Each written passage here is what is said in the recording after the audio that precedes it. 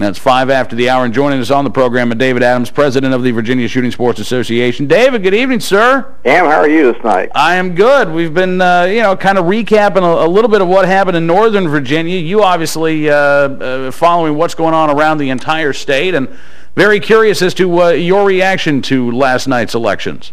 Well, first of all, the race up there between Jean Marie, Devilites Davis, and Chap Peterson, it just goes to show what those of us in the gun rights community have known for years, that people that vote on guns, that the folks that support the Second Amendment, they'll go out and vote on that issue only.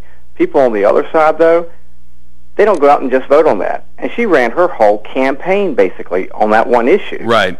And so she basically, it's like I told somebody, I think I put it on our blog today. I said, you give somebody the choice between the real thing and a knockoff, they'll take the real thing every time. She ran as a Democrat light. They chose the real thing and put Chap Peterson in there. And he actually has a C rating with the NRA, so that's actually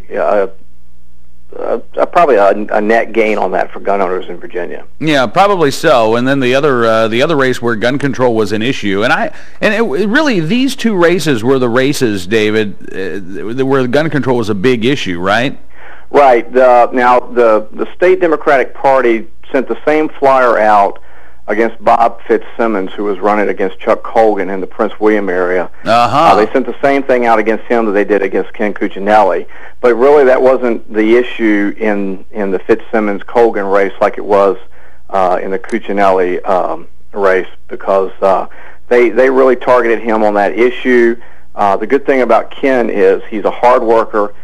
He does his constituent work, and he sold himself to his constituents why he was better than his opponent. And when the Washington Post won't endorse you, which they didn't do to his opponent, that said a lot about Ken, I think. Yeah, absolutely. And you're right. The Post declined to endorse Janet Olachek, his opponent. It was a close race, and this is a race. I mean, this is an area that again has been trending bluer and bluer as the years go on.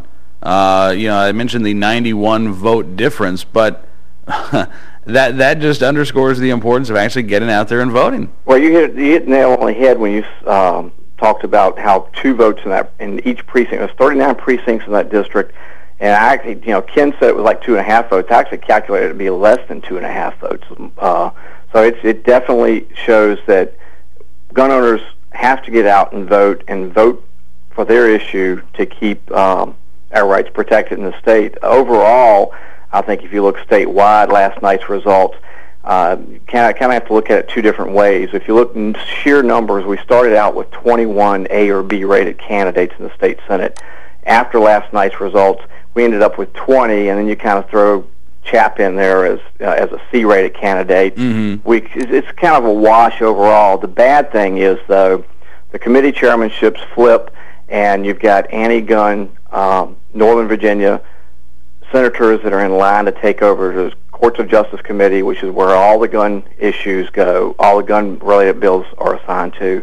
Local government, which are where the bills that have to do with range protection go. So Courts of Justice, Dick Saslaw, who's from Fairfax, very anti-gun, is in line to take over that committee. Courts of Justice, it's either going to be Henry Marsh from Richmond, who is, until this past year when Jean Marie put in the gun show bill, Marsh has been carrying that bill every year, having to do with the gun show loophole. So that's the bad thing when you look at committees and getting bills passed actually through the General Assembly. But overall, I think we've got the numbers still there. If something makes it to the floor that's a bad bill, I think we can kill it, especially with Lieutenant Governor Bowling there to break ties. And then if something does get out of the Senate, then we've got the firewall over in the House. Right, yeah, and that was going to be my next question, because the House is still fairly strongly in pro-gun hands, correct? Yeah, we had a net loss of 3 good pro-gun folks who lost. John Welch from down the Tidewater area, he's been a good A-rated candidate, and he was upset last night. There was the open seat, Leo Wardrop's seat. He was a B-rated legislator, and his seat was open. They had Chris Stolley, was the A-rated candidate that was endorsed by the NRA, and he lost in a little bit of a surprise. And but we did pick up the Richmond seat. Manoli Lapasi beat Catherine Waddell, who was an F-rated independent. So, we lost a net. The Republicans lost 4 seats. Gun owners lost a net of 3 seats. So we still have a good pro-gun majority when you count the Democrats that are pro-gun with the Republicans. So the House definitely is a firewall still. All right. Well, listen, David, I really appreciate you coming on the program tonight. And you think we'll see Bloomberg back down in the Commonwealth endorsing any more candidates? I think his days of dabbling in Virginia politics are a little probably over. And, I'm so disappointed to hear you say that. All right, David, listen, it's good talking to you again, sir, and I know we'll be chatting with you again very soon. So looking forward to it. Thanks a lot, Cam. Thank you. David Adams, president of the Virginia Shooting Sports Association. The website, by the way, for the VSSA is www.myvssa.org. It is 11 after the hour, and David, I expect credit for that. I rattled that off from memory. Wasn't even looking at the computer whenever I said that.